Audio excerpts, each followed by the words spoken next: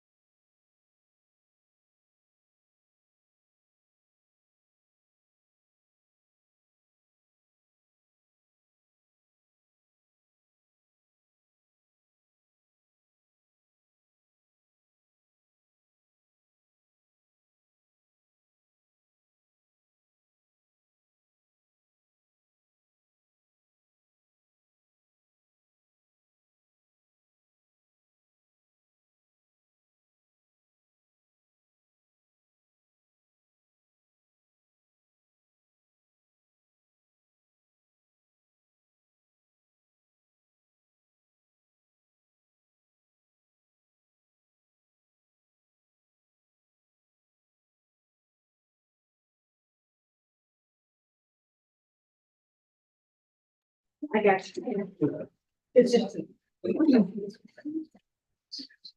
So. We're live. Good to see you. Yeah. Good. Okay. Glad to hear it. So you ready? Yeah, I'm ready. All right. Okay, hello. We are resuming open session and we will begin with our introductory reports. There will be no student showcase tonight because the showcase is downstairs Yep. with the eighth graders and others, so that's important business. So do we have our student council? Yeah. Yes. So we have Okay. Carolyn here who's stepping in for Nora tonight, so. Yeah. So the podium. Big shoes to fill. You'll do it. Is that light? Yes, well, okay. Hello, board members and Dr. Johnson. I'm Joanna Beatson, the president of the OPRHS student body. I'm filling in for Nora Butterly, our board representative, as she cannot make it today. As student council, we are thrilled about the new student board position and are excited for this new voice within the student body. Currently within student council, our main focus has been on winter formal, which will take place on February 22nd. As student council, we have decided to include airbrush tattoos, a regular photo booth, and a 360-degree photo booth in the student center area. In the North Cafeteria, a movie will be playing along with snacks and drinks for sale, and Rice Krispie treats will be sold by Oak Drift Club FACS of Life. And of course, a DJ who will be in the South Cafeteria. The dance has a current cap of 1,000 tickets, which will only be available to OPR students. There's a lot of enthusiasm about the dance within the student body. We anticipate tickets will sell out within 2 or 3 days after they go on sale on February 3rd. As you may know, Teacher Husky Night is occurring now in the building. OPR students are showcasing their clubs, activities, and sports they're involved in to including freshmen and their families. OPR students take great pride in what they participate in and are excited to share all those things that are best. Additionally, students from the leadership program are giving tours of the building to 8th graders and their families. This past Thursday, the Black Leaders Union, or BLUE, held the annual Martin Luther King Jr. Assembly.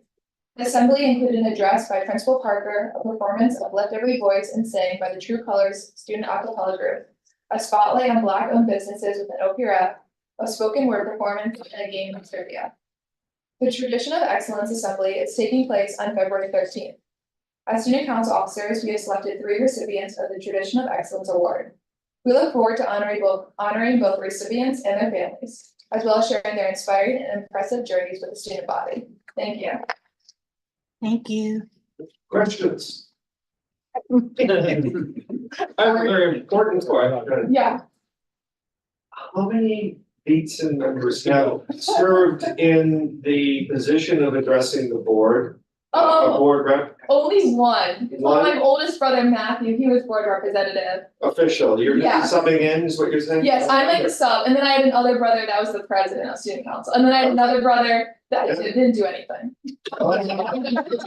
Because there were 2 Koskis that were board reps. And Yeah. And I'm trying to make sure that we're not losing out some kind of title here too. I wanna know who the competition is, and I see it as Beatson. Yeah, I'm the last Beatson, so, Okay. yeah, last one. Well, you did very well. Thank you. Thank you. Okay, thank you.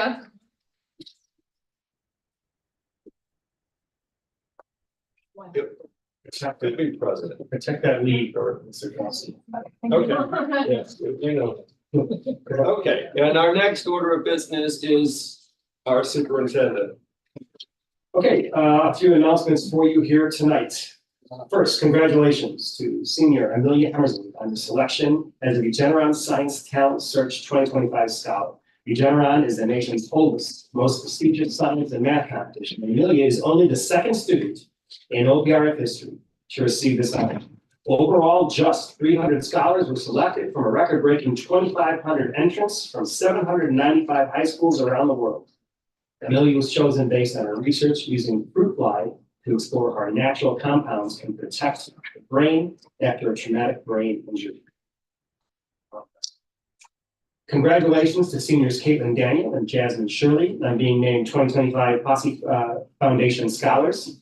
Posse Foundation provides full tuition scholarships through its partner colleges and universities. Caitlin will join the class of 2029 at Pomona College in Claremont, California, while Jasmine will begin her journey at Cornell University in Ithaca, New York this fall. Caitlin and Jasmine are among 104 scholars in the Chicago Posse who were selected from 2,400 Chicago area nominees. Congratulations to the class and crew of Sixth, the Musical Teen Edition. The Fall OPRF Theater Department production was selected to perform at the Illinois High School Theater Festival, which is an enormous honor. I want to say at our Institute Day also on January 6th, we saw actually Dr. Fiorenza work to make sure that we had the students perform a little bit for our faculty when they first came into the auditorium to kick off our Institute Day. And the whole room was just blown away. So it was a really exciting way to start the new year off. And congratulations again to our kiddos. Kudos to assistant coach Kevin Allen and 2024 graduate and thrower Caden Garland on being named assistant coach and athlete of the year, respectively, by the Illinois Track and Cross Country Coaches Association, ITCCCA. We previously announced that Tim Hassel was named head coach of the year. So not to be confused with the many accolades coming Tim Hassel's way. Of the 80 Business Club students competing at the DECA sectionals, 38 placed in the top 25% of their respective categories, qualifying them to compete at state next month. Congratulations and good luck to, here we go, Layla Ashrafi, Cheslin Ash, Lila Austin, Charlie Byer, Addison Bliss, Sebastian Biles, Francesco Canzona, Elijah Cassell, Connor Chin, Teresa Cronin, Sam Cutler, Peter Farron, Chaya Shah Temple, Greg Husby, Jenny Keene, Gavin Lazoweski, Sonia Verdi, Alex Lee, Sophia Lynn, Lara Martinez, Mikhaila Marks, Julia Matias, Olivia Musaka, Seth Asta, Anika Pauline, Jack Panincelli, Eliana Perez, Dylan Pierce, Lucas Pentillo, Layla Rosenthal, Ryan Solberg, Margot Smith, Tegan Smith, Eli Stein, Ariel Spurlock, Gigi Stevens, Sophie Welch, and Matthew Young, and my apologies to the names I certainly mispronounced throughout that list. Kudos to OPRF Shakespeare Slam team members for their outstanding performance on the main stage at Chicago Shakespeare's Teen Slam, where they earned second place out of 12 area high schools in the final bout. This was the best OPR finish in years. The team includes Teddy Nielsen, Rowan Nettle, Gayatri Gabi, Anna Bullock, Ellie Shea, Alex Robinson, Bellin, Gator Howard, and Sophia Contreras, with student coaches Pearl Lacey and Kiara Pansky.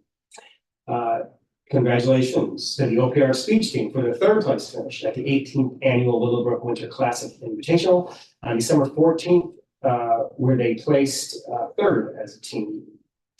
Individual students earning medals in their category were Alejandro Medina, the tournament champion in humorous interpretation and prose reading, as well as Malin Wood, Pretty Miramira, Ruby Durgan, William Coate, and Maura Shigaroni. And finally, congratulations to our second quarter student of the quarter award recipients, Janaya Carroll, Brendan Fox, Matthew Gill, Will Keys, Mariana Nash, Grace Pomerank, Jasmine Shirley, Wilson Tanner, Jonathan Velasquez, and Kate Weber. It has been a busy month at OPRF, so congratulations to all of our kids. That concludes the announcements. Thank you. And Lisa? 15 submitted, 7 resolved. Okay, thank you. Mhm. We will move on to our employee and student recognition. Ms. Kristen? No, he had to leave, so Yes, I just, okay, thank you. So today, we are pleased to continue our employee recognition program for the 2024-25 school year. The employee recognition is sponsored by Oak Park Bank, a Wintrust community bank, and gifts will be presented on their behalf to the employees. So. For tonight, we'd like to congratulate Buster Torres, driver's education teacher. Is Buster here? Yes. Yes. Excellent. Buster has been selected as Teacher of the Month. Here are some of the highlights from the nominations that were received for Buster. You were nominated by 3 students who shared their reasons. Mr. Torres is the best driver ed classroom teacher. He's laid back and creates a relaxing environment in the classroom. He's also an incredible teacher and knows his stuff about driving. Because he is the best in-car teacher and a great guy, Mr. Torres is the best because he is kind, chill, and awesome. He gives a lot of time to finish work and he makes you feel comfortable in a class that can feel scary. Congratulations. Is there anything you'd like to say? Sure. Yeah. Thank you. I appreciate this. This award's humbling, especially being nominated by students. So that's great. I want to thank my wife for coming. My kids aren't able to be here. They have hockey and volleyball practice right now. But between the three of them, they're constantly motivating me, inspiring me, and helping me be a better teacher. And also, I should thank my department, my coworkers. So proud to have a group of dedicated, passionate professionals that are dedicated to their craft. So if anything, this is a team award rather than an individual award. And then finally, thanks to the students. I mean, that's why I'm here. That's what I love to do. And just being a part of their learning process is what makes me get out of bed every day. So thank you. No bonus time. And driving. That's photo. That's it. Yeah.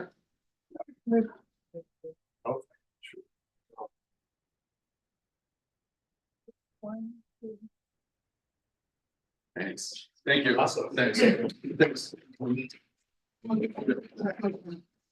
Thank you. Thanks. And now I'd like to extend congratulations to Marquita Thompson, Dean of Students. Here are some of the highlights from the nominations received for Marquita. Marquita exemplifies compassionate leadership, going above and beyond for students and colleagues. She balances accountability with care, tirelessly supporting the whole child while fostering collaboration, positivity, and equity-focused, student-centered practices of OPRF. I don't believe Marquita is here tonight. She's Zoom. Oh, she. Oh, yes, no, great. Well, congratulations again, Marquita. Is there anything you'd like to say? Can you all hear me? Yes. All right, sorry I couldn't be there in person. I had some things to take care of at home and then two little ones I also need to get in the bed here soon. But you know, I'm truly honored and grateful to receive this this nomination and award. I really just want to thank all of the teachers I had when I was an OPRF Husky, who really inspired me to go into education. I especially want to thank my PSS team, who I work side by side with on a daily basis and who support me in all the work I do, as well as all of my dean team. So thank you. Again, sorry I couldn't be there, but I'm truly honored and humbled to receive this. And Dr. Johnson, I will expect my picture with you tomorrow.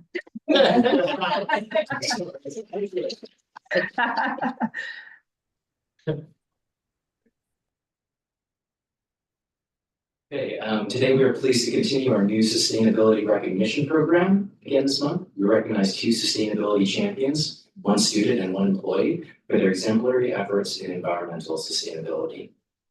Congratulations are in order for Gabriel Ruby. Our student sustainability champion. Here are some of the highlights from the nominations received for Gabe. Gabe goes out to cut down invasive buckthorn at Thatcher Woods whenever he can. He always tries his best on any project he's a part of. Congratulations again, Gabe. Yeah, thank you.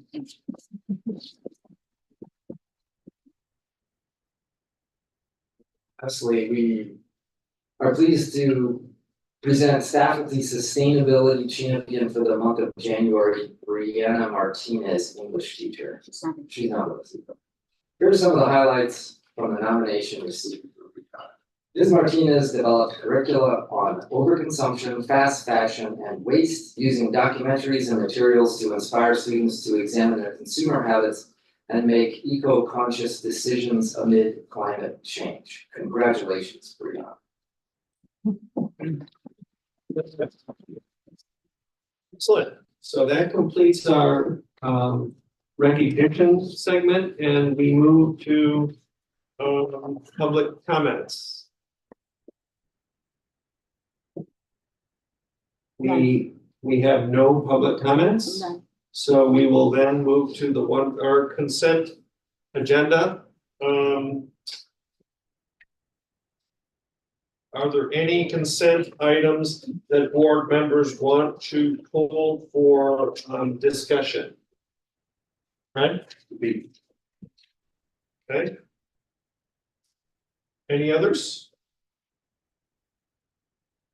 Okay. So I move to approve the consent items as follows. A, approval of the open and closed minutes of December 19, 2024 and January 9, 2025. A declaration that the audio tapes of the closed session minutes of March 2023 be destroyed. C, policies for second read and action. D, approval of the National Council of Teachers of English request to photograph and film as presented. E, approval of the November 2024 Treasurer's Report as presented. F, approval of November 2024 financial report as presented. G, approval of the resolution directing the transfer of $3,710,000 from the operations and maintenance fund to the capital projects fund.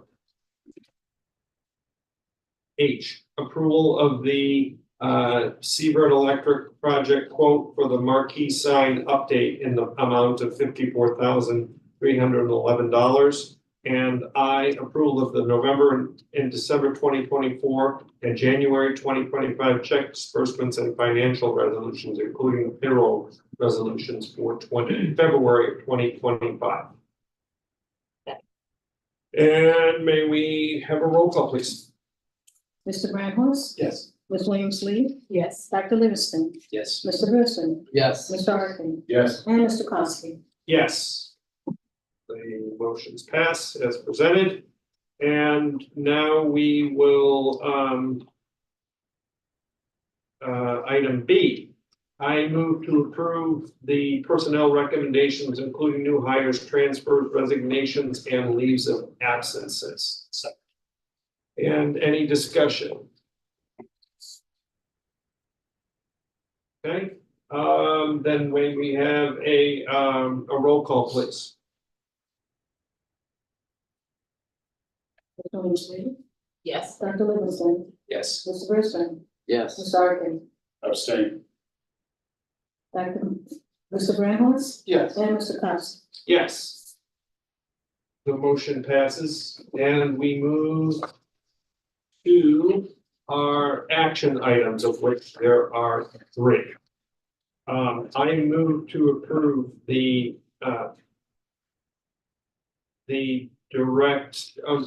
I approve the motion to direct legal counsel to prepare the written step 4 decision as discussed in closed session.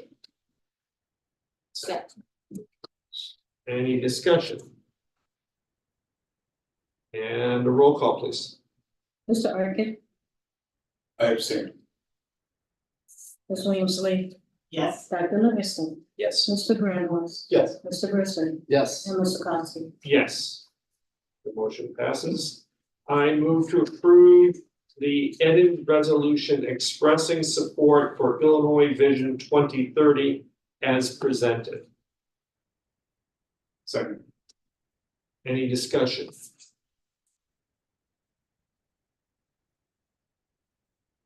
And a roll call, please. Dr. Livingston, Abstain. Ms. Williams Lee, Yes. Mr. Brisbane, Yes. Mr. Grandhouse, Yes. Mr. Arkin, Yes. and Mr. Costi. Yes. The motion passes. And I move to certify the mid-year graduates as presented effective December 2024. Second. And any discussion? And a roll call, please. Mr. Brisbane, Yes. Mr. Arkin, Yes. Ms. Williams Lee, Yes. Dr. Livingston, Yes. Mr. Grandhouse, Yes. and Mr. Costi. Yes, the motion passes unanimously. And that completes our action for this evening, and we move to discussion, of which there are 3 topics. Leading off will be the discussion on the purchase of student Chromebooks for $427,420 for 25-26 school year. Okay, Mr. Arbogast is here to give a background on this. I'm gonna say two things first. First, this alignment is listed there. Priority 4 of our strat plan, board goal facilities and finance, and certainly policy 460, which is. Also, we are bringing this to the board. We're kind of flipping the sequence here. We're just because of the timeliness of this, we're bringing this to the board here in a regular sequence. So this will go to Cal first, and then the regular meeting for a vote. But we're going to bring this here for discussion here, and then bring it in the special meeting in 2 weeks for a vote because we're interested in getting this through. In a little bit more time than that, than the February sequence of board meetings allow. And I'll turn it over to Tony to give any more context about that you may wish, and then Sure. open it up. This is for our annual purchase of Chromebooks for students in the district. This is because of the size of the purchase requires board approval. In talking with our company that we have a good relationship with, we ordered through CDW. We asked them, if there were, overseas tariffs put in, how would the price be impacted, depending on, how it actually was to come down. It could be a potential increase of $30,000 to $55,000 on the price. So being as this is something we would normally bring forward in a month anyway for board approval, we were just looking to expedite that process a little bit. This money has been budgeted for, it's actually coming in pretty significantly under our estimated budget. We're saving about $97,000 on this. We did some bundling of the services with the Chromebook and the etching in one order. That's allowed us to realize some savings. And then we would look to bring this back for approval at the special board meeting on February 6th. Any questions? Just have one small question. Do we know how many of past order, how many of those had a battery fail within 3 years? I'm just curious because I know we paid for every single warranty for every single computer purchased and $90,000 not a insignificant amount. Eric, I am not, we have our director of technology, Eric Hackle, on Zoom with us. I do not know off the top of my head, but I'm not sure you would happen to know. It's less than, can you guys hear me? Yes. Yeah, it's less than 2%. And if the batteries do have a defect, they're covered under warranty for the 3-year that comes with the unit.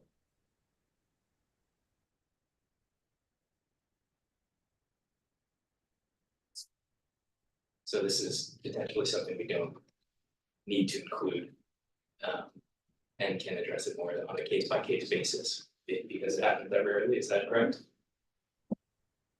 I'm sorry, you kind of broke up. What did you say?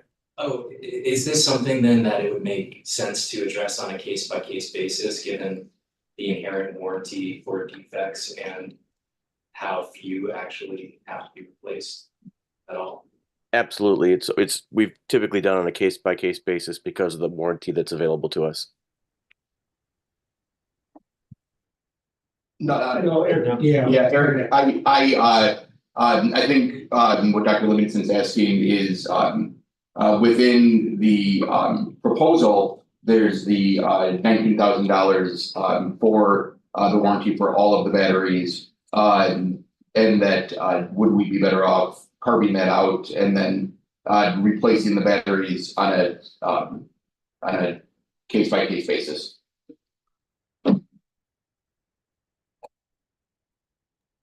Sorry, I was muted.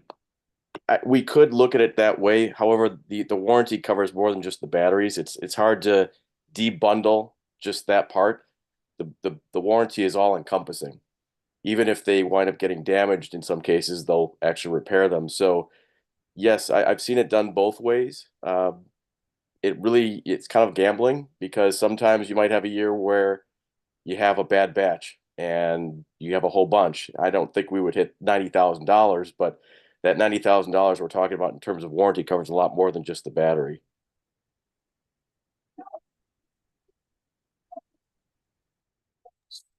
Thank you. It's just also unclear what else it does it cover. This is. I think if I heard you correctly, what does it cover besides the battery?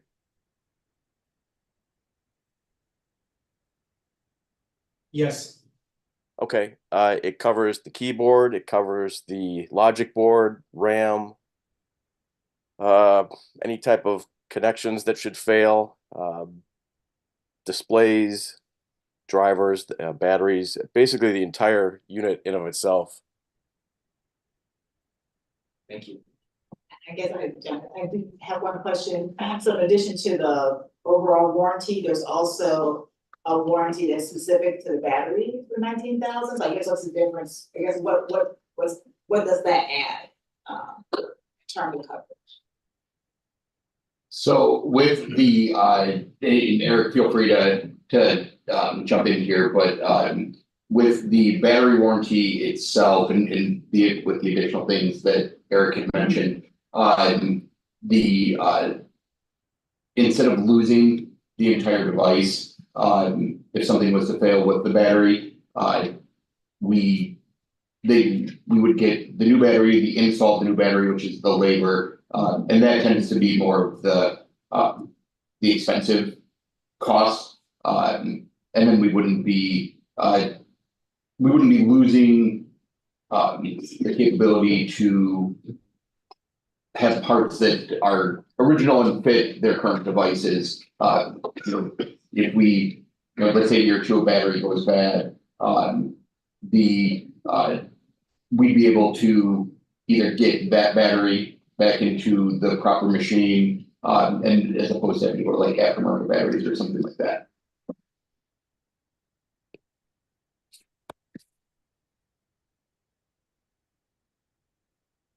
Any other questions? I had kind of a higher level, a different question related to this, because I'm just reflecting. Do you know how long we've been on Chromebooks now? I mean, that when we went to 1-to-1, we started and there was debate on Chromebooks versus an alternative platform. And I'm just curious, we had 6-8 years, and are we pretty much? My recollection, Eric, I don't know if you have found this kind of long-term information, but this is my 8th year in the district. This started, I believe, a year prior to my arrival. Okay. So I believe we would be in year 9 with these. That's it. I recall the time my kids were in D97, my older son, they had iPads, and there's a lot of back and forth between iPads and Chromebooks. Yeah. High school, so the high school versus. Yeah. And we've been on Chromebooks since, and this obviously is a signal that we're happy and plan on staying on the same platform. So. That's a decision that's made by instruction, and so far I haven't heard any complaints about the Chromebook as a useful tool for instruction. There are many conversations go on every year in every district I've ever been in about, is this the best choice? And it really depends on what we're trying to do with it. At this point, in my discussions talking with Lori and teachers, they haven't really come up and said, we really want something else. Now, keep in mind that something else could be something wildly more expensive. I mean, if we were talking laptops, those probably double in price from what we're talking about, and that 427,000 then gets upwards near $1 million. And so it really, you have to see what the bang for the buck is. But at this point, I have not heard anything from anybody saying that the Chromebooks have not fit the needs of the district at this time. Excellent. And one other comment on the battery, because I was curious, so I clicked the link to read the benefits to see if there was something I overlooked. This is not just the warranty, but this is also the upgrade to the stronger battery that is included in that $19,000 price. So what we're getting there is, if we sit in this board meeting after 3 or 4 hours, our laptops are going to die. The Chromebooks generally are the sealed batteries last longer, they can last throughout the day and be recharged 3 times faster than the normal batteries that would come in the device. Okay, any other comments, questions? Okay, so the intent is this will be brought to the board in 2 weeks at the cow at the special for board approval. That's right. Okay, thank you. Our next order of business is, and under discussion is project 2 quarterly update. Dr. Johnson. All right, we're excited to bring this to you today. We have our representatives here from Gilbane, joining Tony at the table. We have Jacob Hodge, who is our senior project manager, who works here on site and takes point in a number of construction related matters, whether it's talking with our neighbors and of course all the technical work on site. We also have Jeremy Rowling, who is our project executive with Gilbane. And online is Jeff Bergman, who you all know, our director of construction. This is our second quarterly update for the project this school year. So I anticipate 2 more. And we all know this is in alignment with our strategic plan for Irish 4, a specific board goal for facilities, and then of course project policies 410, 470, 460. So am I turning it over to Tony first? Tony, I'm not sure how we're leading this. Is it going right to our building? Yes, you did a great job introducing our team, so I would just go ahead and pass it right over to them and let us walk through the last quarter. All right, good evening, everyone. Pretty much like we did last time with our dashboard, we're gonna hit the highlights here. So with safety to date, we've worked a little over 24,000 man hours through the end of December. With 1 recordable lost time incident. Schedule wise, we've completed our caisson install. We're currently installing all of our earth retention system lagging and excavating out the basement elevation, so hauling out there. We're working towards getting to starting concrete foundations, footings, grade beams, and that coming early February. We have had 2 lost days last month due to weather. Currently, we have 3 this month due to the extreme temperatures we've experienced the past few weeks. So in total, looking about 5 days lost just from weather alone. Financially, our contract value still remains the same at the 91 million. At the December booking, we were 14% complete with construction. Our balance contingency is still at 1.6. Our balance for trade allowances is still at 1.9. As we sit today, we have 10 changes in review with a potential value of 164,000.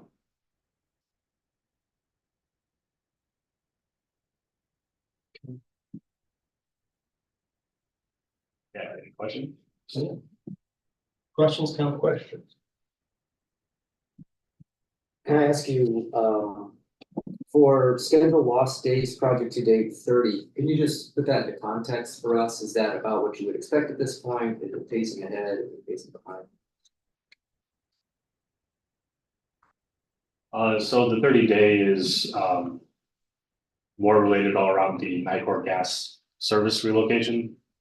So that delay there itself prevented us from starting the building demolition, but to have that new service brought into the site, hooked up to the school, reconfigure the mechanicals inside before we can actually bring down the structure. That's where the old meter was located. So that tacked on 30 days roughly. We're still working through that schedule impact. We've had some inefficiencies with install through December, November with caissons. We thought that we'd be able to pick up some time, be more productive with machines, just manpower.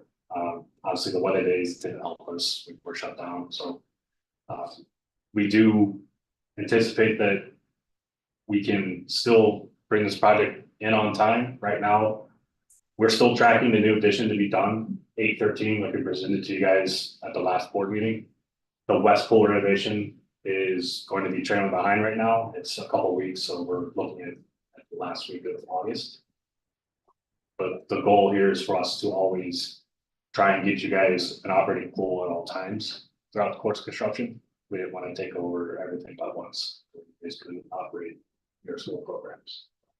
That 30 days hasn't truly been actualized yet in schedule. We're still working with our future trades to try and recondition their logic, their sequencing of work, whether it be additional manpowers, working additional hours, overtime, items like that to try and pick back up that 30 days.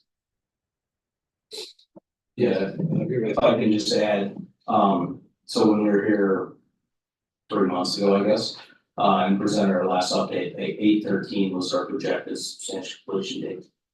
So you've noticed a little bit of slippage in there. I think to answer your question, outside of the NICOR delay of 30 days, the delays we're experiencing and have experienced have been pretty typical for the season and the tasks that we're trying to complete in their respective season. Trying, as Jake said, trying to manage through that NICOR delay, right? If we just sat and said tack on 30 working days to the July 31st substantial completion date, number one, we wouldn't be a good partner with the district in trying to work through that and overcome that delay. So, as we sit here, even talking August 25th is later than we'd like to be talking, and we really are working diligently to pull that back to the 7/31 date. That's what we want to deliver.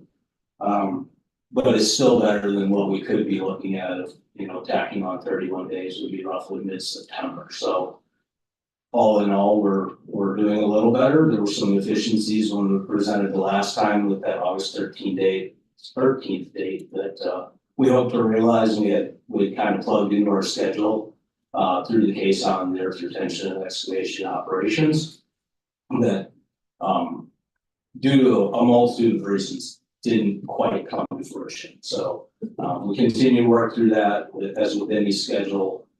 There's always going to be things that you didn't expect, and we know that, and we work through our schedule diligently with our trades. And we're excited to get finally we are to the bottom of the hole on the north end of the site, which is pretty exciting to see.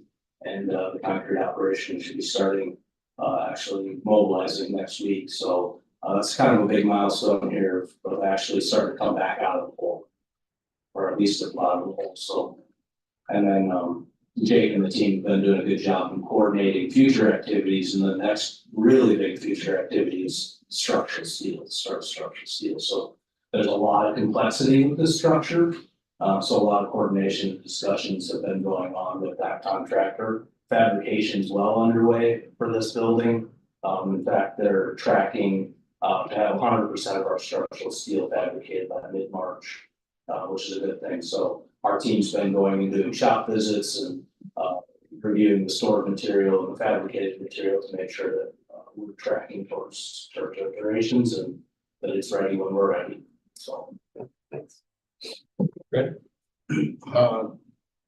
Really two questions. The first is, can you talk about this top constraint regarding the comment transmission line and what that actually means? Yeah, so part of the geofield that's being done on the football field currently, that heat source is what provides heat to Project 2. Right. And our geothermal lines are dug throughout the alleyway right now and brought up to the basically east side of the mall. We haven't crossed it yet because there's a common transmission line that runs the entire length of the mall from the falls over here on the north end of the building. So we've been working with the school, the design team, FGMA, and ComEd to come up with a solution to cross over those lines. It's like 130,000 kVA lines. They're pretty powerful stuff we don't want to be close by. Right. So we've been engineering with them on how to carefully cross those pipes over so we can then connect once the geofield is ready to be connected to. Okay, so you guys are working on a solution. Yes. You're confident you'll have one. Yes. Yeah, that's an activity, that crossing activity will actually happen this summer. So we're really trying to just proactively get to a solution. I think we're on a good path to a fairly easy solution. Hopefully with ComEd, but it's kind of like ridiculous. The other question I have is on your substantial completion date. And what it really means. Is that the date that you guys say, here's the keys, thank you very much, have a nice life? Or is this the date that we will be substantially able to have use of the building, in that all the equipment that we need and everything that our programs need will be in the building, and we're ready to open the doors and say, come on in, kids, let's go? Good question. So substantial completion for us means, we are substantially complete with our work. The design team has completed a punch list inspection on the building and documented all punch list items that need to be corrected. We've passed all of our, inspections, and that you can occupy the building and begin to furnish the building and set the building up for your beneficial use. Okay, so we're not gonna be able to use the building on that date.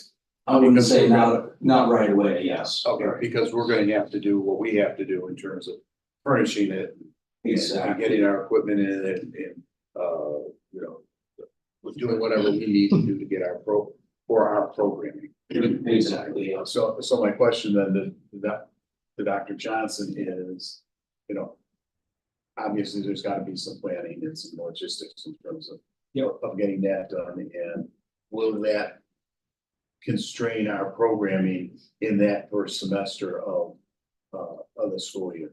Yeah, we are prepared. So first of all, we do have to make sure that as far as furniture and anything else to move in there, that, you know, the moving trucks are arriving on that date, right? And we can get that done. But with how we anticipate working with our school calendar for the 26-27 school year, August 13th, 2026 does work. Okay? There's, of course, like any moving, there's a lot of logistics we'll have to do. But August 13th, 2026. Now, I'm gonna say, I'm not gonna miss the opportunity to say in this space, but Jeremy said earlier that if we can move that to July 31st, as we originally discussed throughout your work, we would be thrilled. That would help a lot, because it's not only the logistics of moving the furniture in the house, so to speak, but we're talking about educators who need to get that space ready for them to do their thing, right? And so there's setup and, you know, all that stuff that teachers want to do in the space. And so July 31st would be great, but we can pull it off with August 13th. And just in terms too, as you had mentioned, the planning, we've already started to have talks internally as well. It's actually something Jeff and I and Kurt were talking about in a meeting this week of just the need for the communication to know if spaces get finished up, that we're following then and starting to prep them, whether it's furniture or technology, so that we are turning that building then around what we need to do as quickly as possible. So a lot of what needs to be done kind of right before and right after that date, those conversations are happening now and not, you know, as we near that date. Okay, great. Other questions? I have one, which is, as I'm sitting here and Jeremy, as you talk about, we're at the bottom of the hole. I'm reflecting on public comments over the last couple of years of whenever you do a project like this, you always find things, right? That, and it was kind of, you know, that will cost you millions of dollars, et cetera, et cetera. So can you just, you know, we're at a point where we're done excavating, is that correct, or close?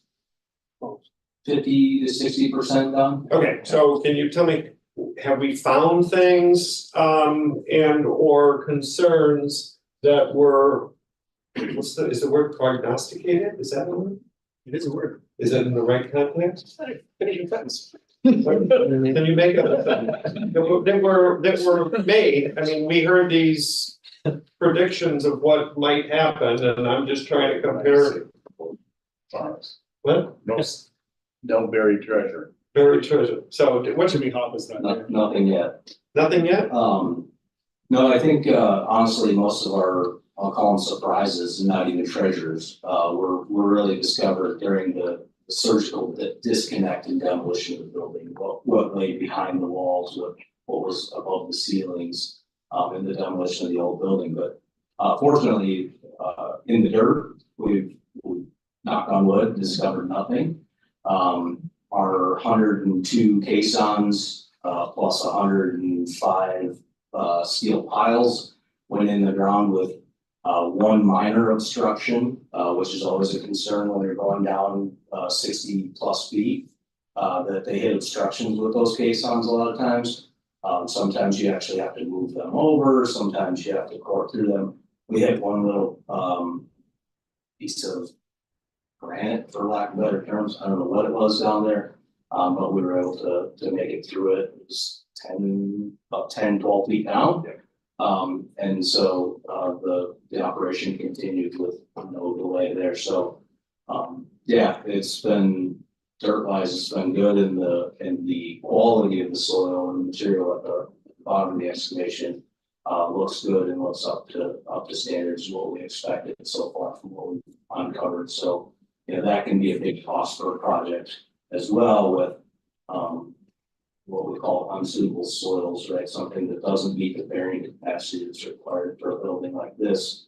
And all looks good so far, so. Yeah.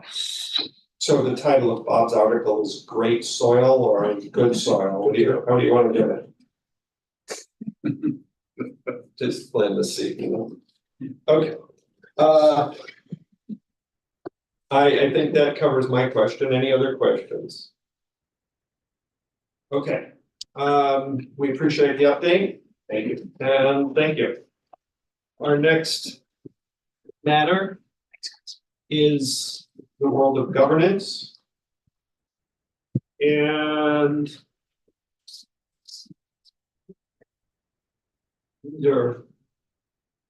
And Tyler, those are future agenda items. Yeah, so the only planned topic is, well, one, you know, we do want to make sure we get our norms document present and readily available. Yeah, maybe I should have been clear. Yeah. I think anytime there is a agenda topic that says governance, Yes, our BOE manual needs to appear in the board book. Yeah. And that thing is gonna get updated every month. There'll be a new version coming to February. So that's something we would like to do going For forward. both the count and regular, but we have it in both. As long as the answer would be yes, as long as if both of them have a topic called governance. yes, just as a space holder. Okay, do we have, well, we'll make sure we Yeah. get the updated version then. So Correct. the one that we had was the last one you sent to me. So is there an updated one or do you want me to? Have? So that one was dated January and you had it in our January 9th meeting. Yeah, And I'm saying that January one would also appear in this meeting also because it's January. Okay. And what'll happen is prior to the February meeting, first meeting, I'm gonna send you a new version, but Okay, that'll be dated February. gotcha. okay. So we've got that kind of worked, and so part of our board governance discussion has been on procedurally how we bring forth new agenda items. And so presented here are five, I gotta get my answer. We have 4 topics. 4 topics that have been brought forth as new agenda items. And we are here today to determine what we want to do with them, with the ultimate action is polling the board, and if there's full board approval, meaning more than a majority, then we will direct the administration to move these into a meeting of some time. If we don't, then they go to La La Land, okay? Yeah, if I can. Yeah. Editorialize just for a quick moment. So there are 4 topics here. I want to put them in 2 categories, because I think really our conversation will be about 2 of them tonight. So first, IEPs and next steps. That was brought forth by board member Raj, and she and I need to discuss that topic for some clarity before I think that comes back to the board. So it is an outstanding one that we discussed, but the conversation between me and her needs to happen. She had expressed a desire to do that in early in this new year. So I'm sure we will get to that shortly. And additionally, I think something roughly similar is parallel to yours, Jonathan, for the institutional knowledge. We had a short conversation about that, but I think you and I want to follow up on that more. Is that correct? Or did you? I'm not so sure. I mean, I think we determined that it might be as simple as looking at the exit. Access to the exit rusts, and if that's the case, that's. You feel satisfied? I think so. I mean, if I can, as long as we're present, I'd like to know And without getting too micromanaging granular, excuse me, I just, want to have clarity and assurance that there's a structure and process is getting to preserving institutional knowledge when we have somebody who's moving on. Okay, that sounds great. So what I will do then is I will officially, I'll move on that, and then if I've, filed any questions, get back. I did one question about it, John, there. In terms of institutional knowledge, there's a pretty broad categories, or are there specific kind of elements or aspects of it that you believe you should focus on? Specifically with the looking at the individual that is transitioning onto something different, retiring, whatever it may be, and making sure that the right questions are asked of that individual to make sure that there is continuity in and programs that they've had a hand in establishing, or even some more than nascent, project that might be coming down, things that we should know of that are worthwhile and that contribute to our students' overall community experience. But it was brought up I had asked about an automotive partnership program that never got off the ground because the guy retired. But the stickers look good. But yeah, this was a sticker. Anyway, so I do think it's has merit. So, Okay. Yeah. No, So from an action standpoint, are we, because what we're, Yeah, so I don't see that a board report or anything like that is needed for the institutional knowledge piece.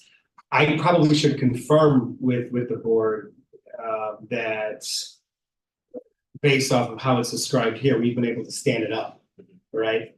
But I don't know if a board report is necessary to do that. I think I can handle it on this one based off of that. And I think it's fairly almost transactional as far as implementation goes. okay, so those two, I don't see action necessarily going to, future topics for that. okay. So the IEP one, until we know what it is. Correct. And determine, because part of the process we need to do is assess, is it, if it's just is it board work? And does the board as a majority support it being? Is ultimately what we're trying to determine. So the bottom two we can pull off. That leaves the two on the top, which is the kind of an implications of the current legislation, IRA on geothermal. And clearly that's board work. And so the question is, does a majority of the board support having that be presented, and then when would be the right time? I do agree it's something that we should discuss Yep. as a board, but it definitely has implications in terms of financially, for That's right. Yep. where things may go. Timing wise, a bit tricky because it's hard to know what's gonna happen when. It's exactly right. So we'll kind of leave the timing So I out, think but we kind of see when we have maybe some more developments relative to something, how we would change with the IRA versus the. Yep. Okay, that's exactly right.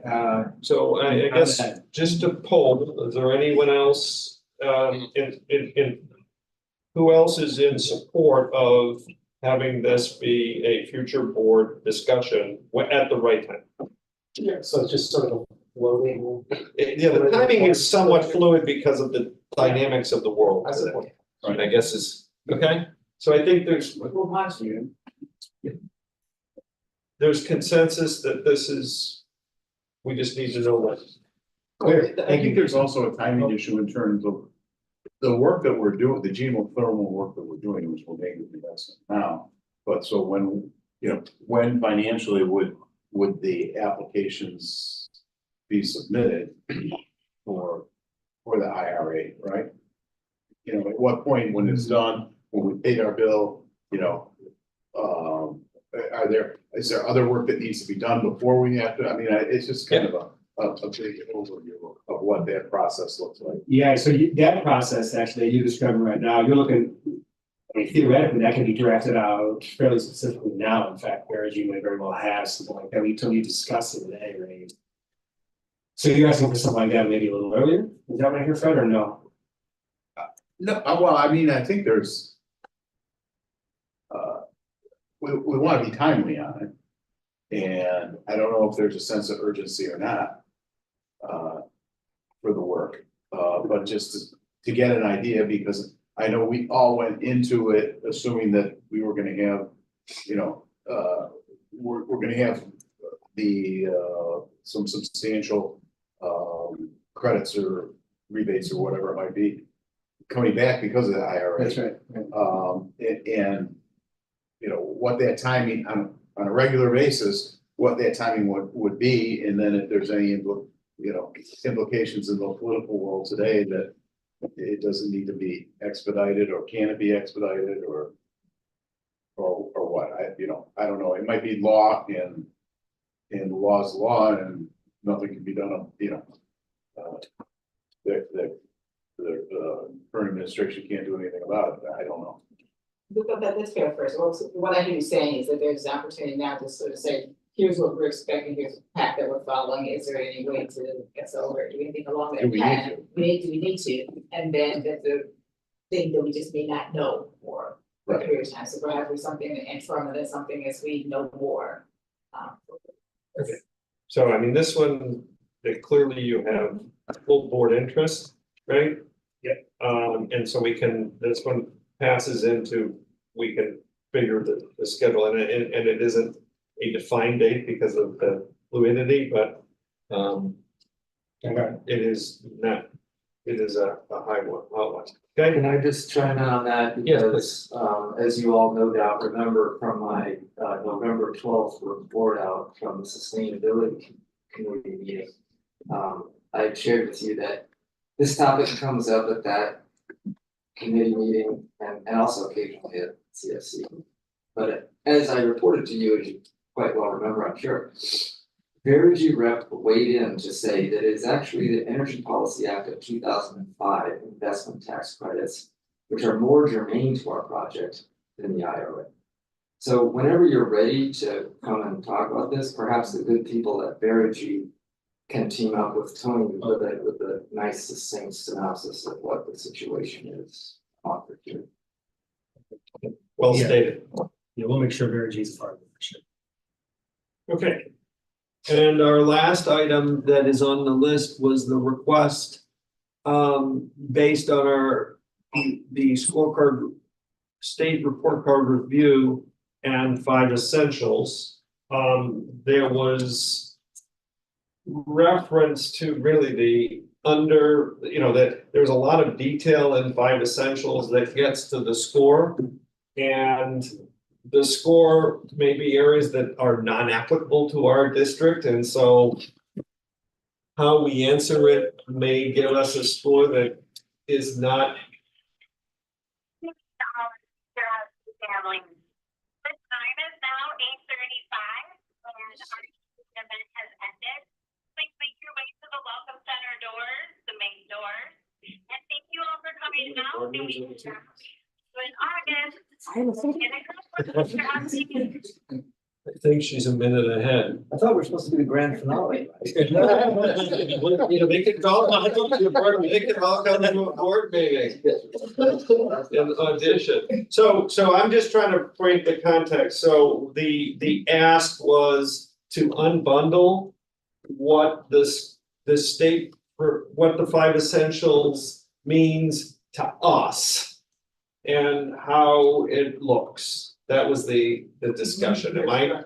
Yeah, pretty much. This is part of my request. I recall Greg and you and the team was talking part of what came up to Tom's point. There are things that aren't applicable to us, and then there are things that really, the way they're measured, the way they're driven, really don't have it. Some things have more impact than others. So how do we, if we're trying to make progress, is there a way to prioritize and to really synthesize down what are the most important things that we need to be focusing on?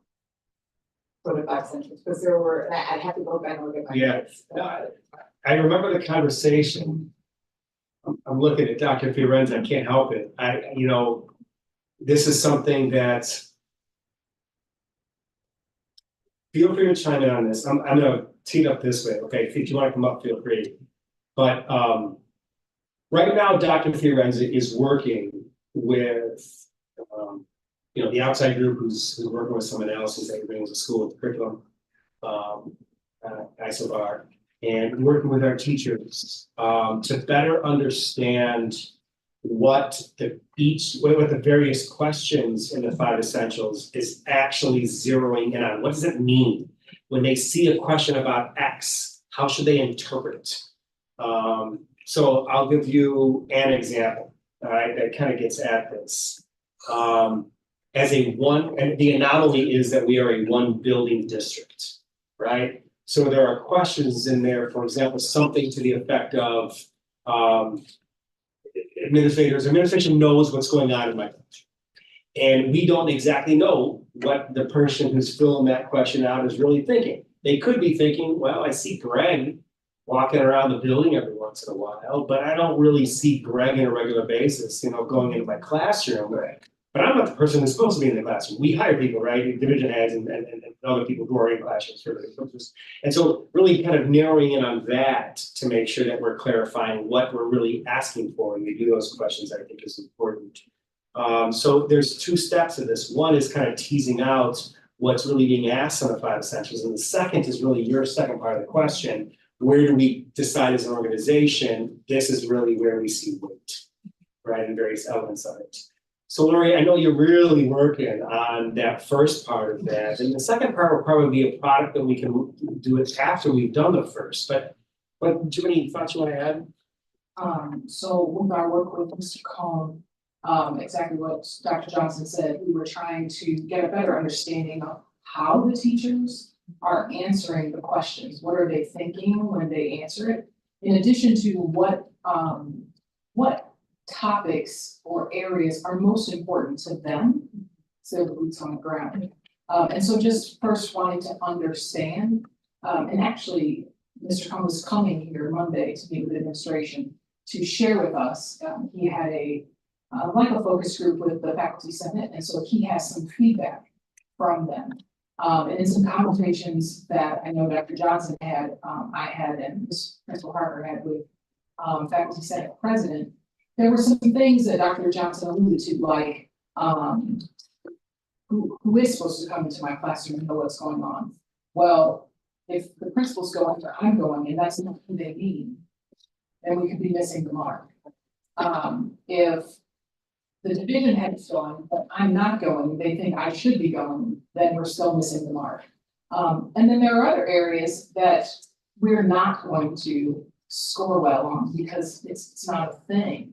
We do not collaborate in the same way with our feeder schools. Now, it's not to say we're not trying to make strides to do that differently, but a K-12 unit district is going to do that differently. They're going to answer that question differently. Is that a priority in our building? So once Mr. Cohn shares with the administration division that is kind of that feedback, then the thinking is to really get some of the teachers around the table to solution, right? Where do our priorities lie to ensure that we get the best student outcomes? Because that's at the end of the day what matters. So it's not that we're just going to have this conversation about tell us what you want, but what's going to get the best student outcomes? Is that collaboration with the middle schools? Should we be focusing on that? Is that the assistant superintendent knowing what's happening in the classrooms differently? Is that more program coherence? And so we're really going to tease that out. And then once we tease that out, we're going to try to prioritize just a few, because that is one of the comments in essentials, is that we focus on lots of things. And that is a pain point for some teachers, that we focus on too many things. So we will try to scale that back and focus on maybe 2 or 3 that are of the most important for student outcomes. But in that case, you really did get to what I'm asking, because I mean, there's so much you can do, right? So in terms of what's applicable to our particular school and how we operate, as well as the most important for our student outcomes, because it's more about where we spend our time and energy, where you spend your time and doing resources. And so what you're describing will get to what my question is. It will absolutely get. Yes. So the question then is, we're trying to determine, from my take is, it sounds like what they're doing is the work that needs to be done. And, you know, as a board agenda item, is this board work? And, you know, it fits in with the report card and it's a critical item.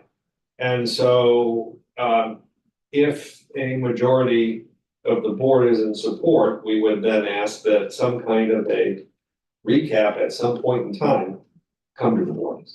Is that? Yeah. So I guess the question, I'm gonna just, you know, from a counts of, is there anyone who's in support of this being brought to the board as a discussion topic at some point? When the administration says it's ready. Tim, you're. My preference would be to have this folded into the report, to the report card. Yeah. Report next November, December. I wouldn't. Well, I mean, I don't think it needs to be separate, I mean, given what's described, so I think it can be part of that. Okay, I agree with that. So there you go. So it need not be, I mean, as long as. Got it. Does that meet your? See you guys in November. Yeah, I'm in agreement. yeah, Okay, great. Thank you. perfect. And that clears the items that are on the new business. You know what I want to do also, Yes. I want to add just one thing to the geothermal.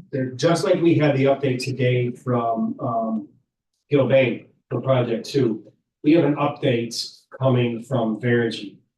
And Tony, it's later this March perhaps? Yes. Okay, so that at least that first part, we might not know much more about where we are with the IRA at that point. But for what you've already mentioned with the 2005 grant and with the kind of a timeline that Fred mentioned, we can make sure those are questions that we tee up with Verigy when they're here in March. So that part of that can have a very specific date, okay? I think that's fair. Tony, is that right? Yep. Okay. All right. Okay. So that completes the action of governance of just executing the procedures that we have to transfer from our business into where they will lie. So the slate is clean at this point. I had no other governance topics to discuss. Our governance document is being updated, as Graham alluded to, right? Every month. Yes, and there were some specific changes, even incorporating some details on how we handle. Yeah. So what we're doing is going to be referenced, so, excellent. Any other governance related issues? Yes. Just want to relate to the goals, I mentioned this last time, I know Karen and Olivia are gonna help look at dates. But looking at holding a couple of board sessions where, and so we're looking at trying for February and then also for probably April. And so they'll be looking at dates where we see as many of the board members possible who may be able to attend. And where we're envisioning these would not be sessions of administration, it really would be boards, so about board work, comprehensive education, as well as just listening and answering questions from the board members to whoever shows up from a community perspective for these sessions. One overall about how we operate, and another about school finances. So those are the two topics that we'll be looking to do as part of this session. Yeah, I think it's gonna differ a little bit from what we've done in the past. In terms of, when we had, whether, I don't know, I guess, like a town hall or something like that. It was normally the administration who fielded the questions. Yes. And so what we would like those questions to be would be more towards, the work, the responsibility and the duties of a board member. The board is opposed to, administrative questions. The problem is the way I see the problem is really kind of is having those questions from the public, so that they in a way that it really is what they're asking about. What, you know, I don't know how the board operates or what the work that we do, on the work that we do, rather than administrative work. Because, with Dr. Johnson doing the superintendent talks, and he's going out and going into detail around that piece of it, so we do have, venues for that as well. This is more, just from a connection and listening here, on board topics, but also a good education, understanding around what the board does and what we're responsible for, and what kinds of things we are working on, talking about, thinking about, relative to, you know, what our duties are.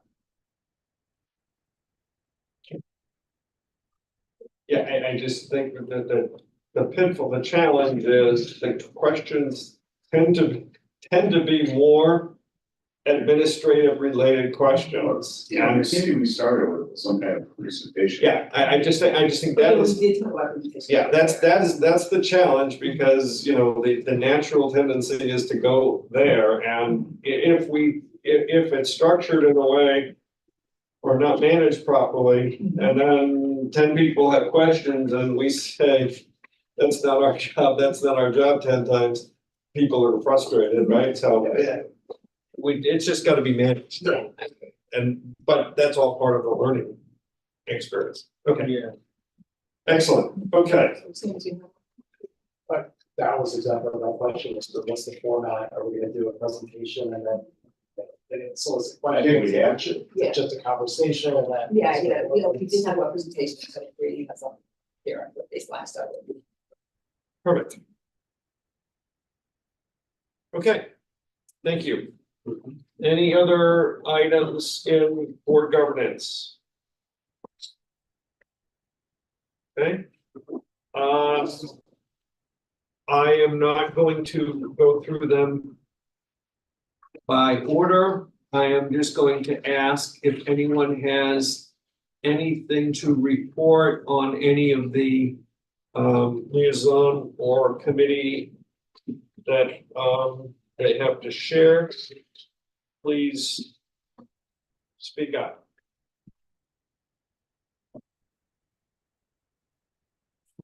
So I can help quickly about IGO. Please.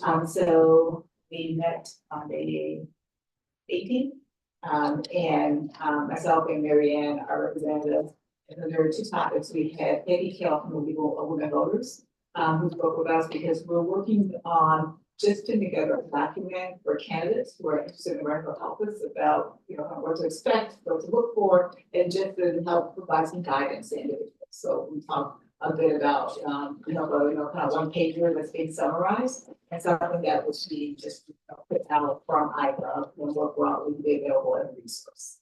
So that was the main thing there. And then Applause met on the 13th and just upcoming, February 5th, they have an upcoming fundraising night at Chipotle on Lake Street in Oak Park. It's not that right date. And it's encouraging people to do that, and they're getting ready for spring musical, the plant sale, all of the things to raise money to help support our performance. Excellent. Thank you, Audrey. Anyone else? I was at the community council meeting last week. Dr. Fiorenza and Dr. Fry presented on the integrated map. That was the discussion. Thank you. Okay. I guess I have a follow-up question for you, Jonathan, which is that, you know, I don't know if for the collaboration, because of the non-voting lack of quorum situation in December, has there been any kind of discussion or settlement or you know, in terms of any action or you know, there was a desire to kind of bring something back forth, and the question is, are we waiting until next December, or is there something else in the works?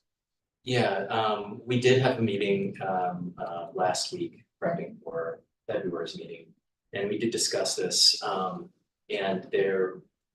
we don't have finality, we don't have full clarity yet, but there seems to be some hope that we can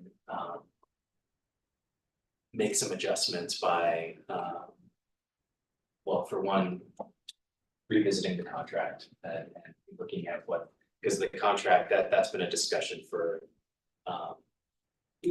for years now, is it's looking at the contract and what needs to be updated, tweaked a little bit. But Mary and Laura both seemed pretty confident that we can make some substantive changes without having to wait until next year.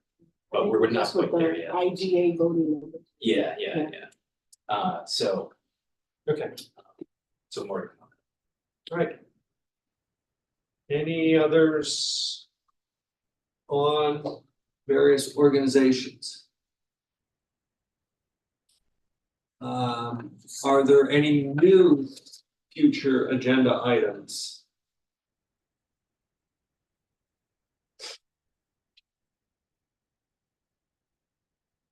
Okay, I move to adjourn. Second. All in favor? Aye. All opposed? We are adjourned. Thank you.